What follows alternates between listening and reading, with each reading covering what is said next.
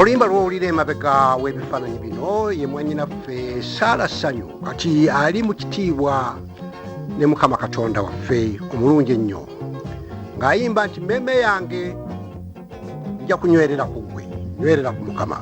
Kati tutandise n'ebifaananyi byaffe, tutandise n'omusumba omukulu Hugh Lezero, olugendo olwagugudde mu buweereza. Omukyalo oyo ng'abuulira enjiri no Nnyanja ya Kabaka, tulaba ababuulizi b'enjiri Egesa Kyambadde, Dr. Kefa Sempanji, wano tulaba Evangelist Kyambadde ne Rosemary yali mukyala we, John Ogesa mujjukira yali mukubi wa bikonde. Kaakati omukubi w'ebifaananyi omutendeke Dr. Kefa Sempanji ayiseewo agenze. Ye kkanisa yaffe ey'e Katale yasookera ddala wano Naggulu Katale ng'awo bagiggulawo. Ye ejja mpola mpola abantu mubalaba n'essanyu bannange bugudde yazimba amakanisa. Omusumba Dorothy Namuddu Muteerya Ntama, Iron Lady of the Gospel 1960s. Uyo naye tumulaba gwabadde tamumanyi, oyo ye maama wa Dr. Lubega, Dr. Irene Lubega. Dorothy Namuddu nga kanisa ye yali Kasanje. Kasanje waliwo n'ekifo ekirala kyenerabidde obulungi. Oyo eddoboozi ly'owulira lirya Sunday Yusuf Mukasalubwama, abo bwe bajjajjaabe abaakola ennyo omulimu mu njiri enzijuvu. Yusufu wakuze Mukasa ne Manje eri mukyala we Mukasa baali very smart indeed. Olugendo lw'enjiri mugugudde. Tukuleetera omusumba Alexander Grant ne Jenny Grant, bombi baali basumba, omukyala n'omwami baali basumba. Netukuleetera General in the Gospel Apostle omusumba Agatha Nalwanga gy'otosabye. Oyo nno mwana wa bafumbe, ffe tumuzaala Balubwama, Bakigozi, Bawalusimbi. Yaliko omusumba we Mugongo ate era nga ye mutandisi w'ekkanisa y'e Kawempe Kampala Gospel Church. Kaakati ne tuleeta omusajja w'ebyafaayo Ezra Kikonyogo. Ennyimba zonna ze twayimba nga mugugudde waliwo amaanyi, oligenda waba olifa. Ezra Kikonyogo Evangelist era ye yavuunuliranga abazungu, ye yavuunulanga buli kitabo kyonna ekyenjiri mu myaka gy'enkaaga n'emyaka gy'ensanvu. Mukama mulungi okubeera nga yalina abasajja n'abakazi enkwata nga bw'erinnya nga bw'oliraba Evangelist Ezra Kikonyogo. Tukuleetera Dr. Joseph Kayo nga bwe yalinga bwe yafaanananga mu myaka gy'enkaaga awo ng'alina ekkanisa ekisenyi. Jjukira bulungi nti ono Mukama yamukozesa nnyo nga n'okuzuukiza n'abafu bazuukira. Joe Kayo Munnakenya ate era nga yatandika n'ekkanisa ya Deliverance Church wano mu Uganda awamu ne Kenya. Evangelist Joseph Kayo naye olulimi bwe lwagendanga lukyukakyuka nga bamuyita Joe Kayo. Nantameggwa Apostle Reverend Hugh Douglas Lezero ye mutandisi wa Full Gospel Church mu Uganda. Akati ono naye Munnakenya ekkanisa yalinga Ntenjeru Patroba Omasa Omwansa ya Evangelist Patroba Omwansa yali nnyo w'amaanyi mu kkanisa ye Ntenjeru. Ago nno ge emmotoka enzirugavu eyo gyemulaba yali yajjajjanga Yusuf Mukasa Ford ng'olwo babuulira enjiri. Kakati ekyo kyekipande nga kiranga enjiri e Nakawa ne mu Kisenyi mu myaka gy'enkaaga. Kuliko Edegu ne Pastor Kikonyogo. Oyo ye muganda waffe era Munnakenya Edegu. Lezero, Pastor Lezero yamwogerako bingi nnyo. Ogwo nno gwe muti ogw'Ennakawa ogw'omuyembe enjiri we yatandikira era n'enjiri gy'olina eya Pentecost yatandikira mu muti ogwo. Mbadde nkubuulira ku muganda waffe Evangelist Francis Adegu mbadde mbisomye mu Lungereza. kakati omumbejja muggale ng'ennaku z'omwezi 8 Desemba 1962 aggulawo ekkanisa ya Makerere Full Gospel Church. Amukwatidde akazindaalo ye Pastor Bill William Brown.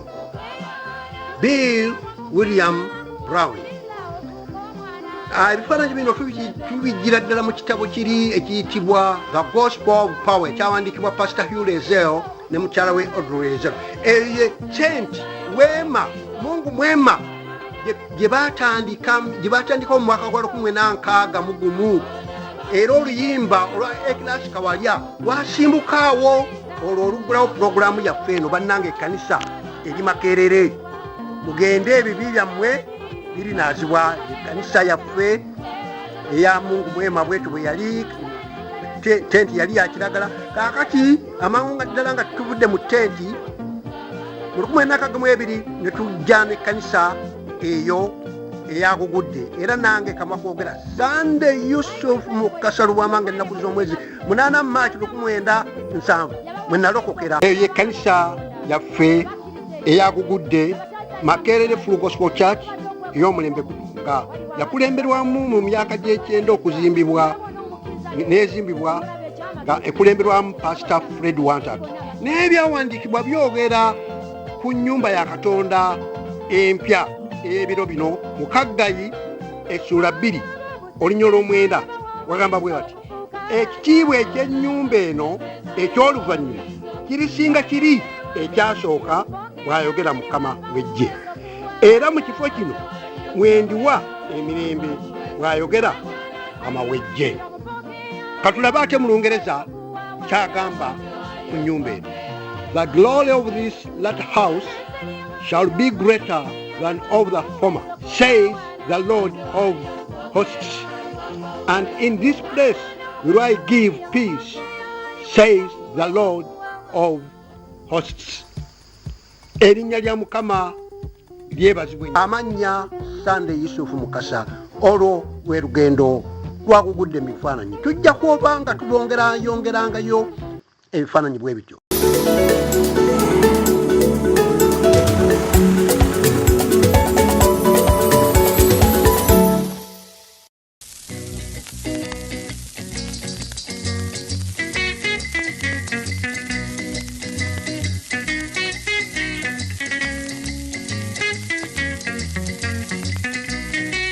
Bannange ekkanisa eri Makerere erimu amawanga ga buli ngeri, erimu abazungu aba buli kika, gattako abayindi aba buli ngeri.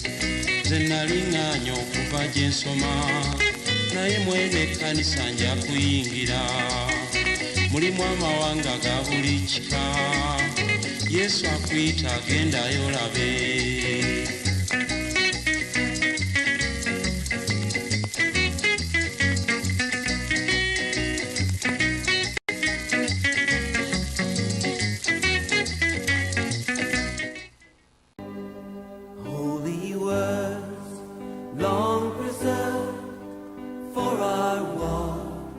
Eno ya program gy'obadde tomanyi mugugudde okuva mu myaka gy'enkaaga. Amannya Sunday Yusuf Mukasalubwama omwanjuzi waayo. Ekifo kye tulimu olwaleero kifo kya byafaayo nnyo eri ekkanisa ya Full Gospel Church, eri ekkanisa eyasooka the Pentecostal Church in Uganda. Ekkanisa eno mu programu zaffe eziwedde era n'ezigenda mu maaso tubadde tugyogerako nnyo nga y'emu ku kkanisa eyasookera ddala okuzimbibwa wano e Naggulu Katale. Abasumba b'enzijukirako abatonotono balinganga 2 yadde bayinza okubeera 5, naye enzijukira omusumba Kayiwa bwe yava wano ne bamutwala ebuziika, oba bwe yava ebuziika n'ajja wano e Katale. N'eno y'ekkanisa eya Katale omusumba waffe Pastor Joshua Kamya Musoke kati ali mu kitiibwa ekinene ne Yesu yasooka okusumba nga tannaba kwegatta ku kkanisa ya Makerere Full Gospel Church. Ebyafaayo bitugamba nti bwe baava abamissionary bwe baava e Nakawa si wala nnyo owa kamera katunuze abalage ebitundu by'e Nakawa ebyo ebitundu byennaka olusozi luli obatandikira ku Muyembe ne bajja okuzimba ekkanisa eno era bwe basitula amakanda okuva wano enaggulu katale ne bagenda mu weema eya tenti mugugudde n'oluvannyuma ne bazimba ekkanisa ennene ey'Amakerere Full Gospel Church eyo gy'olaba mu kifaananyi kaakano mpeereddwa omukisa gwa nsusso nnyo nga tukola pulogulaamu eno by'obadde tomanyi mugugudde okusisinkana omusumba mu myaka gino eg'2000 agisumba era kamusabe ababuuzeeko by'obadde tomanyi mugugudde okuva mu myaka g'enkaaga. Mbalamusizza nnyo mu linnya lya Mukama waffe Yesu Kristo. Amannya agange mpitibwa omusumba Francisca Mwonge Damulira era mbaagala nnyo mu linnya lya Mukama waffe Yesu. Omusumba Francisca Damulira watandika ddi okuweereza mu kkanisa eno? Twatandika okuweereza mu kkanisa wano mwaka gwa 81 mu January ng'ennaku z'omwezi 3. 81 mu January ennaku za mwezi 3. Naye tuli basanyufu nnyo okulaba nga ekkanisa mugikuumye n'okutuuka nga ate ekyali mu mikono gya Full Gospel Church ng'ekipande bwe tukiraba. Amiina. Ero ye pulogulaamu by'obadde tomanyi mugugudde okuva mu myaka gy'enkaaga nga twogera ku byafaayo by'amakanisa eby'abantu abasumba n'abakkiriza Yesu byatukozeemu. Challenges ki kusomooza ki kwosanze nga aweereza mu busumba bw'ekkanisa eno ey'enaggulu katale Full Gospel Church? Pozi challenges zetusanga lwakuba abasinga si batuuze ba mu kitundu bava mu bitundu by'ewala oba abalimu nga bakkiriza babeera bakyusibwa ne bagenda kuva ku mirimu gyabwe naye nga tuli bulungi kyakitambula bulungi. Abakkiriza olinanga muwendo nga kiomanye bajja ne bagenda ekkanisa eriringanga ddwaliro toyinza gibalira muwendo nti guno gwewankalakkalira naye boli nabo bendi nabo bensuubira kuba tulina services 2 tutula ku makya service nejjula n'olweggulo ne mubaamu abalimu endoozi awamu tugatta omuwendo ng'abantu 18. Bantu ki boyagala okutumira particularly mu pulogulaamu eno by'obadde tomanyi mugugudde okuva mu myaka gy'enkaaga?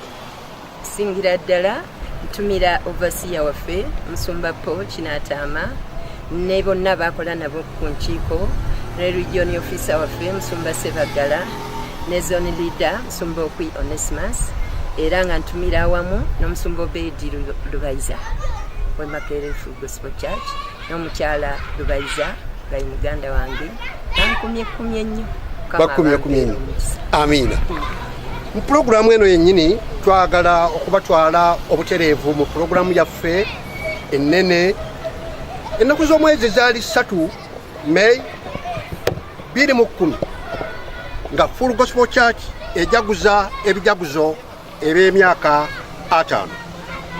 Mu kitundu kyaffe ekisooka tugenda okulaba abasumba abamissionary abakuno n'abeewala nga beegasse wamu okuba n'ekintu ekiyitibwa communion night oba communion jubilee nga basse ekimu mu mwoyo omutukuvu mu linnya lya Mukama waffe Yesu Kristo. Baagabana ebintu bingi, obujulizi, okuyimba, okusinza era nga bwe ŋŋenda okubatwala nga mbabuulira ono n'oli mu kitundu kyaffe kino ekisooka. Omukolo guno gwajjumbirwa era omugenyi omukulu yali maama waffe mwannyinaffe mu Yesu Kristo Honorable Janet Kataha Museveni gwe baayita. Naye katusooke tulabe biki ebyaliwo ku mukolo ogwo communion night nze gyempita communion jubilee mu mwoyo omutukuvu. Katukutwale butereevu mu pulogulaamu eno ekiro ekyo eky'ennaku z'omwezi 3 May 2010. Webale nnyo. Holy words long preserved for our walk in this world, words of life, words of hope. Kati tuli ku conference center okujaguza emyaka 5 egya Pentecostal mu Uganda. Tuyingidde mu ekizimbe mukiraba amakula meerere kitangalijja. Abantu baffe abasumba abalungi, ndaba omusumba Dick Iverson kati yagenda mu ggulu ayiseewo awo, ndaba Irene awo, ndaba leero nno bangi nnyo. Ndaba omusumba Mutebi n'omukyala we Nalulungi Lovinsa badekedde bulungi mu ngoye zaabwe ez'okulya ddina n'okussa ekimu okw'omwoyo omutukuvu. Gwe mukolo gwe tuliko akano tulaba abamisonale. Saalidde okuba nga abamu sibamanyi mannya, naye omusonale oyo ndowooza omujjukira bulungi, anekedde mu byambalo bye. N'oyo omusumba Pastor Sharon ali mu boardingi busuuti, anekedde bambi, anekedde. Musumba Lezeero agenda ayita mu bantu. Apostle Alex Mitala talutumiddwa mwana amugudde mu kifuba. Audrey Lezeero naye ayina gwafunyeewo awo bagwanganye mu kifuba. Ekintu kyali kirungi nnyo. Omukolo gwategekebwa bulungi nnyo. Wakyaliwo abatuuka, abasumba abatuuka, obutuusi nga bonna banekanekanye. Omukolo gwaliwo wakati w'ennaku z'omwezi 9, wakati w'ennaku z'omwezi 3. Endaba Kamugisa wuuyo administrator wa Makerere Full Gospel Church, naye teyalutumirwa omwana. Ndowooza ettooke lyagenda bukwaku yenno mu conference balyayo ettooke. Omukolo guno gwaliwo ennaku z'omwezi, wakati w'ennaku z'omwezi 3 oyo Sikayanja mufaananyi. Pastor Leewo Kibugango n'omusumba Jackson bagwanganyeko mu kifuba. Lyali issanyu lyereere. N'omusumba Mutebi bw'atyo, musumba Morris. Mujja kunsonyiwa abasinga obungi olw'okuba ekkanisa azaakuŋŋaana wamu eza Pentecostal, ate nga abasinga obungi bensinga okumanya be baffe abamu Full Gospel Church. Abo benja okuba nga njogerako omugenzi Mukalazi wuuyo naye bambi, Mukama yagenda mu ggulu. Pastor Kinatama agenda abuuza ku bantu, ku bagenyi abaaliwo mu kiseera ekyo. Pastor Fred Wantate n'omusumba Alex Mitala Apostle bategeka program gw'ojja kukola bwoti, kino nkyetaaga bwe nti. Omusumba Sozi, musumba leero naaleka kinayogera kinaaleka ki, abo nga bw'obalaba. Oli gwendabye musumba John Emyao John Emyao mbadde mulaba awo.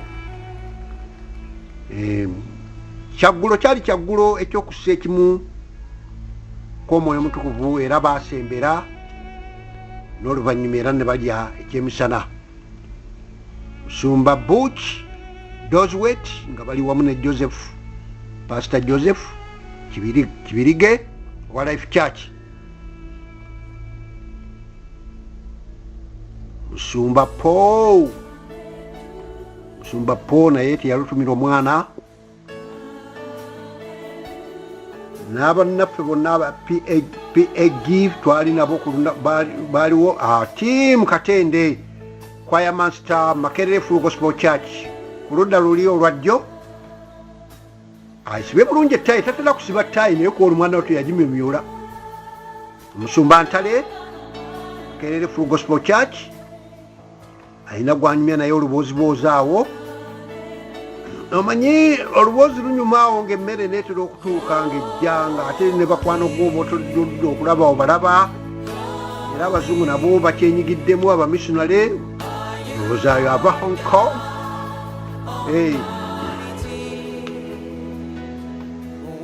Musumba oyo mumanyi naye erinnya limbuuse mu mutwe. Byobadde tumanyimu bugudde okuva mu myaka 60. Epulogulaamu gy'oliko nga ekulaga ekijjulo Makeke ekyali mu conference center, era ekyajjumbirwa omugenyi omukulu omukyala Janet Kataha Museveni. Yaliko nnyo Pastor Wega ng'ali ne Apostle Mitala. Ekintu bonna ekyagenda bulungi. Omusumba kyeyunewuuyaawo wagalubindi oyo gwolaba waliwo ekimukanze naye ndowooza ssanyu lya Mukama emaanyi gaffe. Abayimbi baffe mutabani wa omusumba Butch Doswet yemamiridde kasoda akalungi akamyufumyufu awo. Kintu kyagenda bulungi nnyo.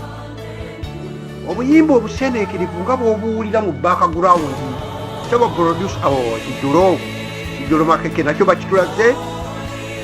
Waliwo omukyala ali mu byafaayo bya Pentecostalism mu Uganda. Ekitabo ekyo nkimanyi bulungi ekyawandiikibwa muganda waffe Saamu nga naye yagezaako okuwandiika ebyafaayo byabugudde oba Pentecostal nga bwe yajja mu Uganda. Amakanisa gonna yagateeka mu kitabo ekyo. Omusumba Audrey Lezel kyala omusumba Hugh Lezel anekedde bulungi mu suuti mu busuuti. Sharon naye mu busuuti yaffe wano eya Buganda okitegeera agezaako munyonnyola. Omusumba Fred Wantate, omukyala Sabulina Wantate. Ebifaananyi bino byolaba byakwatirwa muganda waffe Peter Mutebe era nga bwabikutuusaako. Mukyala Leo Kibigango Dofi okuva e Kigali yayambalira ddala bulungi, yayambalira ddala Kifalansa nga bw'omulaba. Buli kiseera ye abeera musanyufu tabangako munafu. Abasumba baffe abalungi nabo bali awo bwe abadde nga nnenda hayoyo n'omusumba Lubwama ne David Kamugisa muganda waffe bwe bali mu control, bwe bali mu kintu. Mukyala wamwegaseeko lyadduse amugaa nti owanze leka ntule ne mukyala nebaze.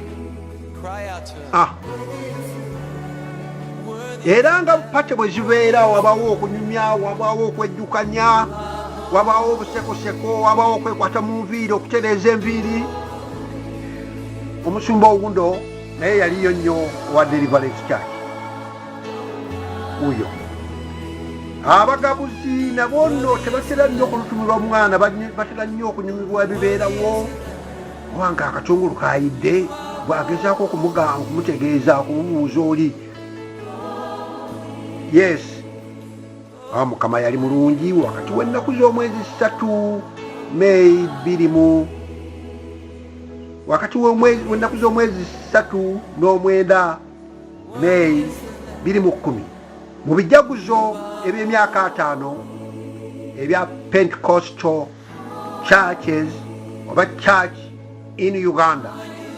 Eddoboozi ly'owulira erya Sunday Yusuf Mukasalubwama ng'agezaako okujabulira mu Luganda omukolo ogwaliwo ng'ennaku z'omwezi 3 mu Conference Center. Ate nno ziyinza okuba nga zaali nnaku za mwezi 9 kubanga mukulu Peter teyatubuulira ddala nti luno olunaku lwerutyo olunaku omukolo guno kwe gwali, naye yawandiika 3-9 May 2010. Waliwo abagenyi abakulu abatuuse. Musumba Wantate alaba omukolo bwe gugenda, ssanyu limulimuli libumbujja liringa nga lyamwoki wagonja, tatera kulaga ssanyu ezo embeera ze.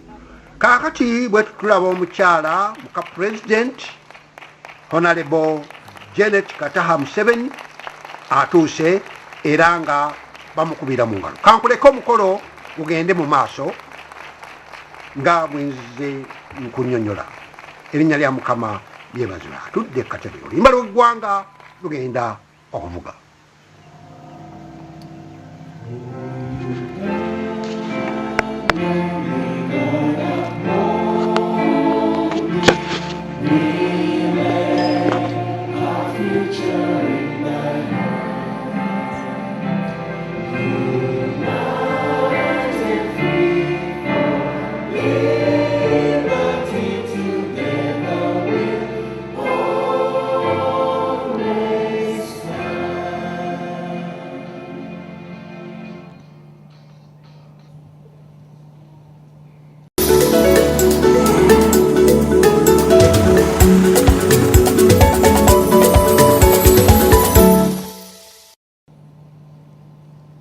Let us pray.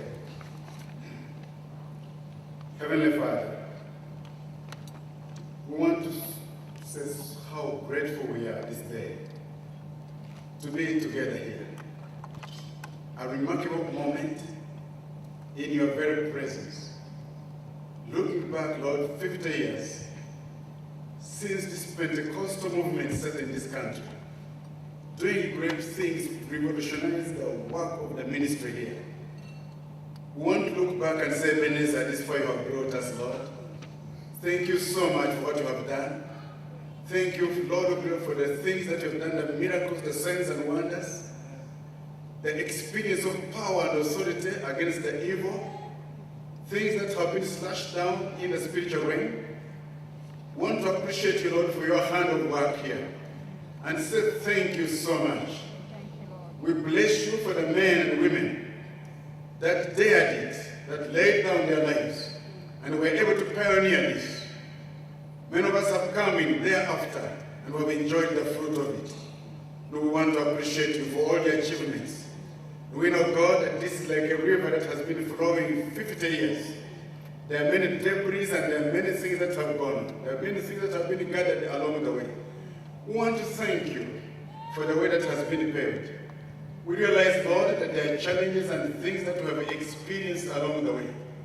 But even those experiences are moments of thanksgiving because we have survived them. And we look to you, Lord, for the grace that will make us go on. Even as we come here tonight, and we appreciate you looking back to what you have done. We look forward with hope, with great expectation for the things that you're going to do. Master, we invite your presence here, yet with more spectacular things and more power in the phase that is to come. May the Holy Spirit invade this land again. May you move in a new way, Lord Jesus. We thank you for what has been done, but greater are the things that you're yet to do in the Holy Spirit power. We thank you and we bless you as we receive you and look to the next generation as Father of glory, the next 50 years, that the battle will be taken and will be run with. In Jesus' name we do pray and invite you in here, Lord. Amen. I want to take this opportunity on behalf of the organizing committee to welcome all of you to this wonderful. I know all of you are very, very busy people, but when you heard about the importance of celebrating what the Lord has been doing, especially through the Pentecostal movement, you laid aside everything and you chose to come. Thank you. More than that, I also want to take this opportunity on behalf of the organizing committee and on behalf of all of you who are here and on behalf of the Pentecostals who could not come here, particularly to say thank you to Mama Janet.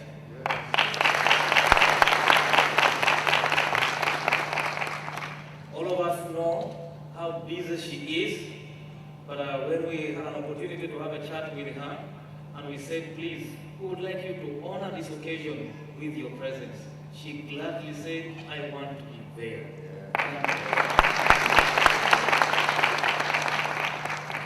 I also want to take this opportunity to welcome all of you, because I know coming here is not a simple thing. You've done a lot of things to raise some money, because this dinner is a paid dinner. And you're ready to come here. It means you value it. Because if you didn't, you would not be here. And I know we are so many people here. I will not be able to introduce all of you by name, because it will mean I'll have to go through every table and ask your name and come back here. It is not possible. We also had extended our invitation to some key people, and I have not seen some of them here physically. It's possible some of them sneaked here quietly. We had invited General Timifusa here. Is he around? Thank you very much. He may be on his way. We had also invited Mr. Ruego, who is the deputy IGG here. Is he here? Thank you very much. I'm sure he's on his way. When he gets here, we'll take notice of the arrival. Thank you very much.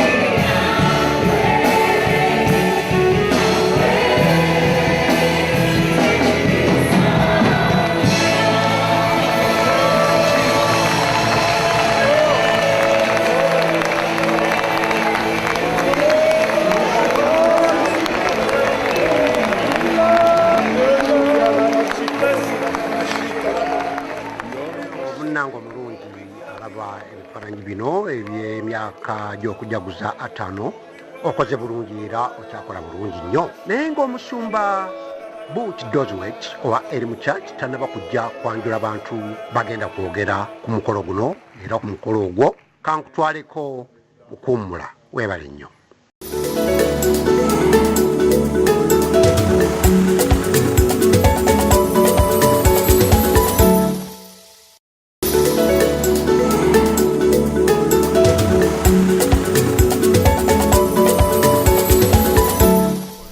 Nga twakava mu kitundu ekyo ekisoose tubalazeeraza ebintu. Bugudde TV yebalaza ebintu wano nawali ebyaliwo ng'ennaku z'omwezi 3 May 2010. Nate era omusumba era Reverend Doswet Butch oba Butch Doswet agenda kutuyisaayisa era mu mukolo nga atwanjulira abagenyi nga General Secretary w'amakanisa wano mu Uganda agagwa mu manvuuli eyo eya PEG omusumba Benjamin abeeko n'obujulizi bwatuwa. N'oluvannyuma era tujja kugenda mu maaso n'omukolo nga bono ogulaba. Omusumba Jotham Mutebi yagenda okutuggalirawo ekitundu kyaffe kino ekyokubiri, era bw'anaamala okuwa obujulizi bwe obwali obwakkakkamu obwali obwebbugumu, nja kukomawo nate nsiibule omulabi waffe omulungi wano ku Bugudde TV. Amanya Sunday Yusuf Mukasa Lubwama.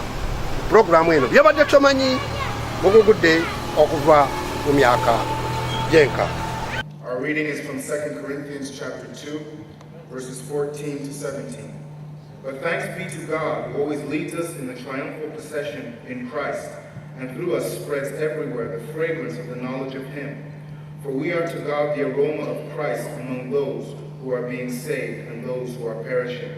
To the one we are the smell of death, to the other the fragrance of life. And who is equal to such a task? Unlike so many, we do not peddle the word of God for profit. On the contrary, in Christ we speak before God with sincerity, like men sent from God. If Reverend Benjamin is here, if not, I think we'll have it on video. Oh, he is here, for example.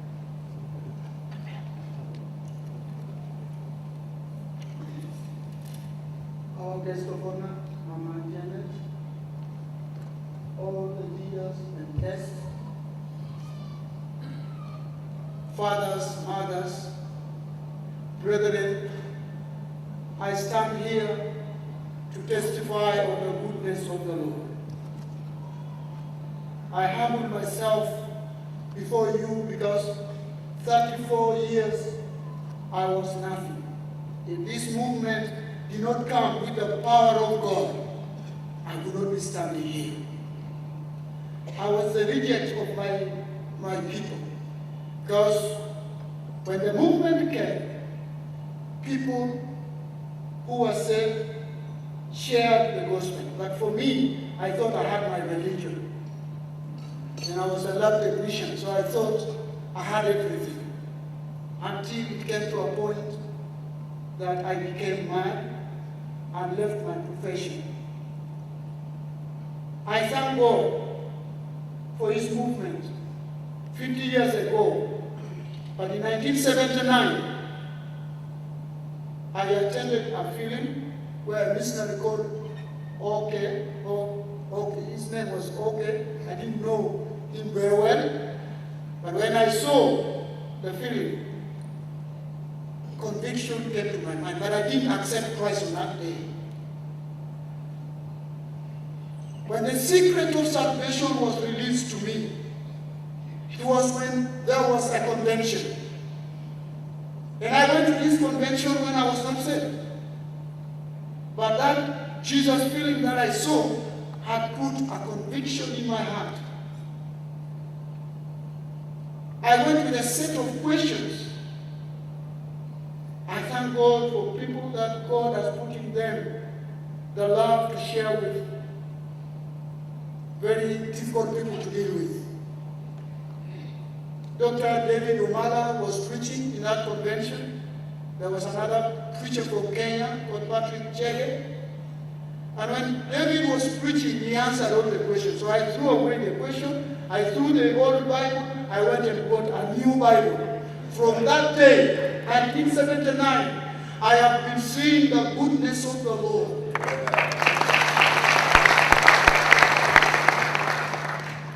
You know, a dying horse can kick.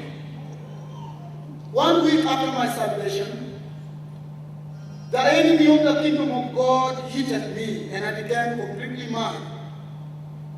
And I thank God for my wife, that lady there, because I was so mad that I could not stay at home. And I was going to be killed by Tanzanian soldiers. But again, the goodness of the Lord. They had already pointed at me with a gun, and I was lying because I put my own roadblock. You know when you're mad? I also made my own roadblock. And then when they arrested me, they wanted to shoot me and kill me. None of my relatives was around. But God came to that roadblock. And as I was lying down, I was inspired to look up in my madness, and I saw heaven. And the soldier also looked at where my eyes was gazing, and when he saw what was in heaven, he left me. At that moment, a believer in an Anglican came and told the soldier that this man is a good man, he's only sick. But I don't think it's the lady, it's God. So I testify that when this salvation came, it was the truth of God.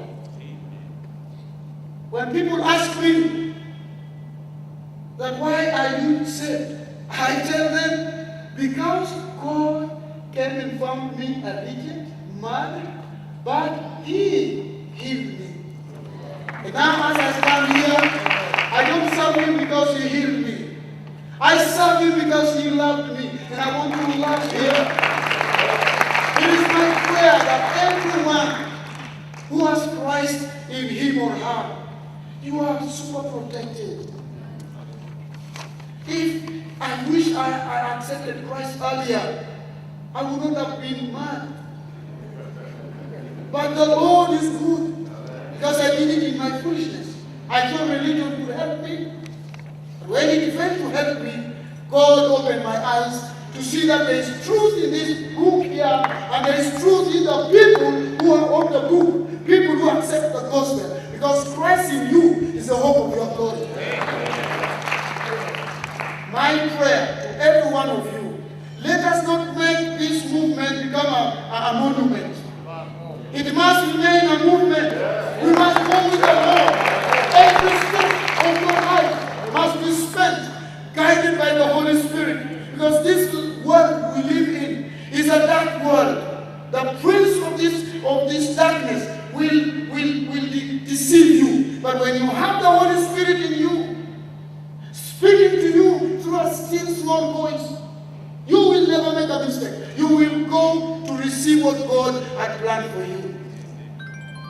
I testify of the goodness of God. And I love Him. My appeal to all of you, love Him truly and serve Him. He went to the cross naked.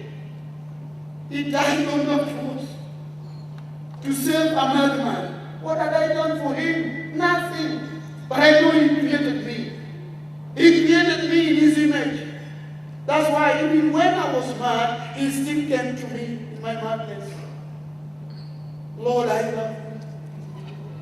And I know all of us love Him. Can we wave to Him as I end my testimony?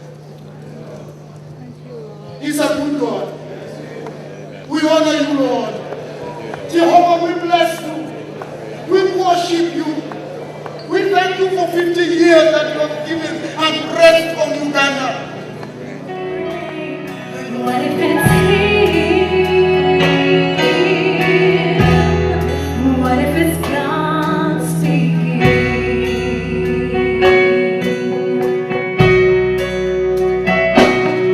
Who knows how He'll get over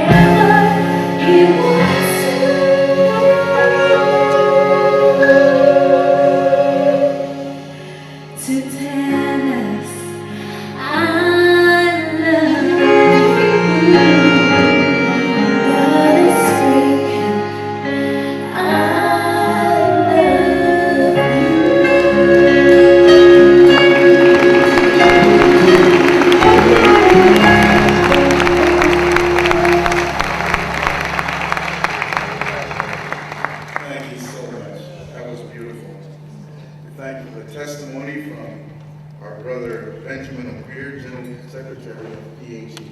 God bless you. Right now, we're going to have another testimony from our Reverend Jotham Muntebi, who's the chairman of the Full Gospel Churches in Uganda.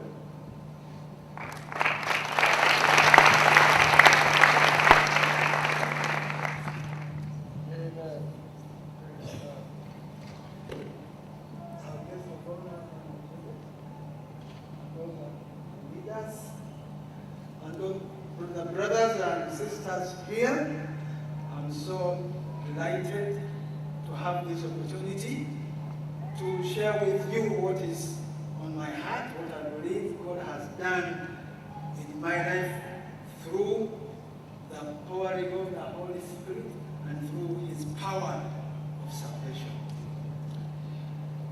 For me, I will just continue from where the video stopped, because what I said then was part of my testimony. When I received that tract, for those of you who are following and saw that, when I received that tract from the playground, I went back home and stopped before I entered the house and read through that tract. And the title of that tract was, is it Religion or Salvation? And what had bound me was religion. I was so religious. So when I read that tract, I came to realize that religion could not save me.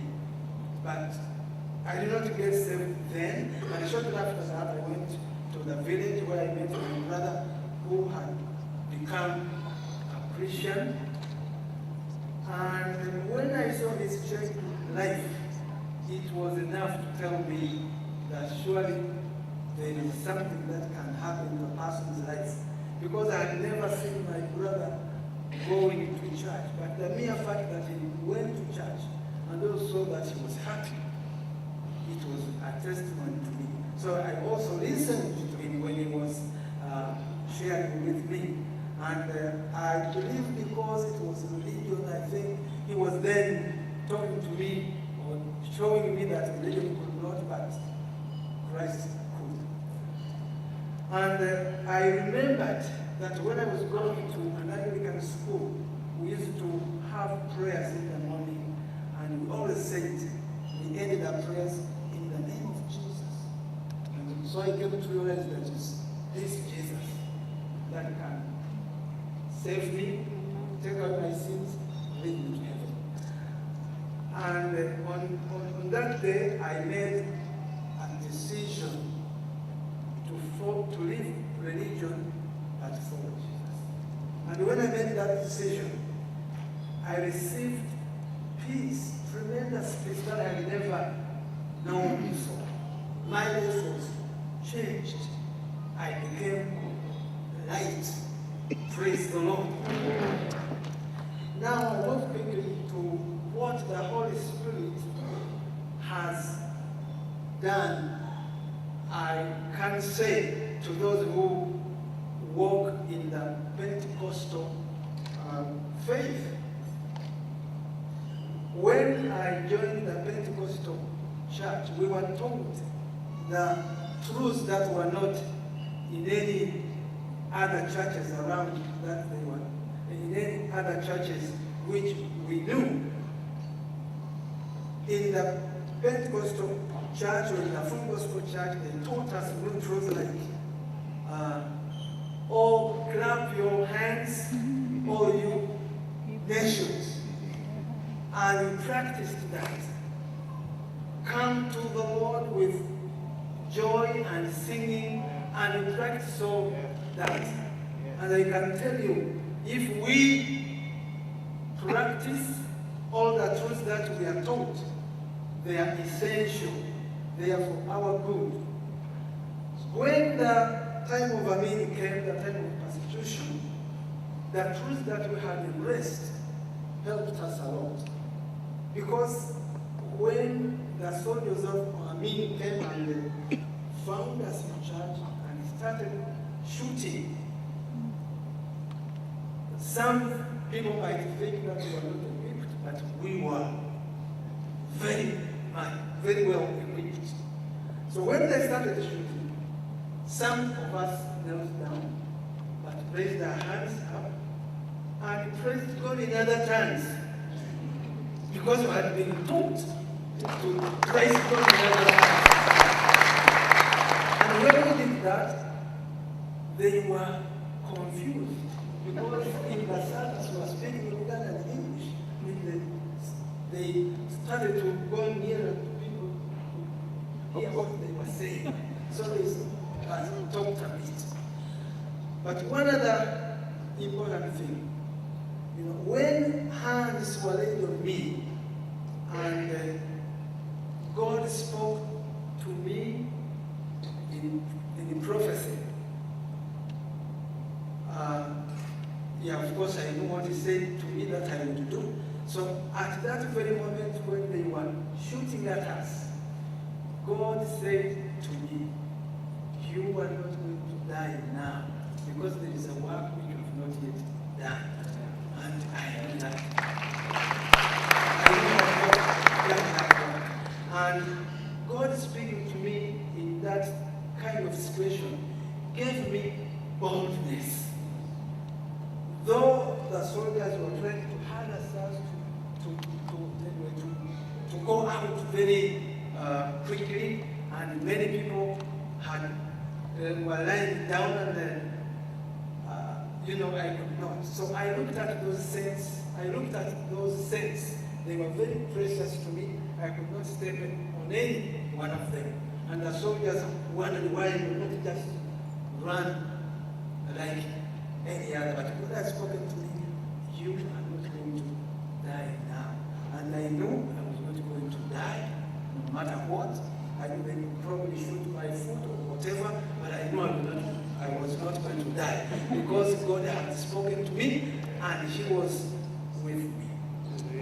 So if you practice all the truth and trust God, read the word, and know that He's always with me, with you, you will go through a situation, because what God promised is true. And I saw and have seen many scriptures being fulfilled which He promised. May God bless you. Holy words, long preserved for our walk. Mwebale nnyo bannange, bujulizi bw'omusumba Jotham Mutebi tumaze okubuuliriza okuva mu kitundu kyaffe ekyokubiri, awamu nno General Secretary w'amakanisa agagwa mu manvuuli mu mambuleera y'amakanisa ga PAG mu Uganda. Kaakati n'ebyaleero bwe bityo bwe bigenze. Tukomawo n'ekitundu kyaffe ekyomusanvu nga twaniriza omugenyi omukulu, era nga tulaba omugenyi omukulu Honorable Janet Kataha Museveni, nga ono ye mukyala w'omukulembeze w'eggwanga wano General Museveni, oba omwami Yoweri Kaguta Museveni. Ab'ekkanisa ya Pentecostal wonna mu Uganda gwe bayita okujja okumugwiriza n'okubuleesinga omukolo guno, era yayogera bulungi ebyamakulu. Kaakati abantu abali ku high table saaba kubuulidde ku luli, naye abali ku high table kwaliko omusumba waffe omukulu Hugh Douglas Lezel ne mukyala we Audrey Lezel, era oyo gwolaba addiridde mukyala Museveni ye muganda waffe Reverend Nicholas Wafula, nga y'omu ku batandisi b'ekkanisa ya Deliverance Church wano mu Uganda. Saafunye bulungi kutangazibwa ku musumba oyo gwolaba oyo alina ebirevu ebingi, era ng'ali atudde ku mmeeza eyo enkulu eya high table. Kaakati ku sayidi eri ne tulaba ne Apostle Alex Mitala. Baakola bulungi omukolo guno, era njagala okugamba nti mukoze bulungi okubeera ku Good TV. Abanyambyeko era anyambyeko okuteekateeka ebifaananyi bino, omuzungu kyayita editing, ye mutabani wange muganda wange mu Kristo Enoch Bamulanzeeki. eyakukwatira ebifaananyi ebyo byozze nga olaba mu byafaayo ennaku z'omwezi zaali 3 May 2010 ya muganda waffe munnalisaaca okuva mu Makerere University era owa Makerere Full Gospel Church mwami Peter Mutebe. Njagala okujjukiza nno nti pulogulaamu eno byobadde tomanyi mugugudde okuva mu myaka gy'enkaaga abagugudde TV administration oba management basazeewo eddibwengamu buli lwakubiri okuva essaawa 4. Ebyo byewasubwa mu pulogulaamu ziri enkadde ojja kuddamu obirabe buli lwakubiri kugugudde TV essaawa 4 ez'okumakya. Nkiddamu essaawa 4 ez'okumakya at 10 AM. Amanya Sunday Yusuf Mukasalubwama abadde omwanjuzi wo era akyali mu pulogulaamu eno gyobadde tomanyi mugugudde. Yesu agamba nti mujje gye ndi mwe mwenna abakooye era abazitowereddwa nange n'abawummuza. Sinze Yesu Kristo. Matayo 11 n'olunyiriri olwa 28. Yesu abeere nammwe. Mweyongere okulaba Gugudde TV. Holy words, long preserved for our walk.